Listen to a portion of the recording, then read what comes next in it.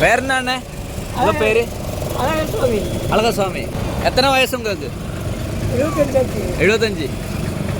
75-ാം വയസ്സിലും ഒരു യുവാവിനെ പോലെ അധ്വാനിക്കുന്ന അളകസ്വാമി അണ്ണന്റെ ഓട്ടോയിൽ കയറി ഞാനും റിയാസ് ബായും ഈ പോകുന്നത് മധുരയിലെ കോട്ടപ്പാളയം സ്ട്രീറ്റിലേക്കാണ്. തമിഴ്നാടിന്റെ ദേശീയ പാനീയം പോലെ പ്രചാരത്തിലുള്ള ജിഗർദണ്ഡ കിട്ടുന്ന സ്പോട്ടിലേക്കാണ് നമ്മുടെ യാത്ര. ഓട്ടോയിൽ കയറി ഒരു 2 കിലോമീറ്റർ കഴിഞ്ഞപ്പോഴേക്കും മധുരയിലെ ഏറ്റവും പ്രധാന ജിഗർദണ്ഡ ഷോപ്പിന്റെ മുൻപിലെത്തി. ഓട്ടോ കാശ് 100 രൂപയാണ് അണ്ണൻ വാങ്ങിയത്. തമിഴ്നാട്ടിലെ മിനിമം ആണ് 100 എന്നാണ് അണ്ണൻ പറഞ്ഞത്. നമ്മൾ ചെല്ലുമ്പോഴും ഷോപ്പിന് മുൻപിൽ അത്യാവശ്യം കസ്റ്റമേഴ്സ് ഉണ്ടായിരുന്നു. ഷോപ്പിന്റെ പേരും ഫേമസ് ജിഗർദണ്ഡ എന്നാണ്. ജിഗർദണ്ഡ പല ഫ്ലേവറുകളുണ്ട്. ഫസ്റ്റ് ടൈം ആയതുകൊണ്ട് ഫ്ലേവറുകളെ കുറിച്ച് വലിയ പിടിയില്ലാത്തത് കൊണ്ട് ഏതെങ്കിലും 2 തരാൻ പറഞ്ഞു. അണ്ണന്മാരുടെ ഇഷ്ടത്തിന് 80 രൂപ റേറ്റുള്ള 2 ഷെയ്ക്കാണ് നമുക്ക് വേണ്ടി എടുത്തത്. അത്യാവശ്യം വൃത്തിയിലൊക്കെ തന്നെയാണ് ഐറ്റം സെർവ് ചെയ്യുന്നത്. നമ്മുടെ നാട്ടിലെ പാലട പായസം നന്നായി തണുപ്പിച്ച് അതിൽ കുറച്ച് ഐസ്ക്രീമും കൂടെ ഇട്ട് തന്നാലുള്ള ഒരു ടേസ്റ്റ് പോലെയാണ് എനിക്കിത് കുടിച്ചപ്പോൾ തോന്നിയത്.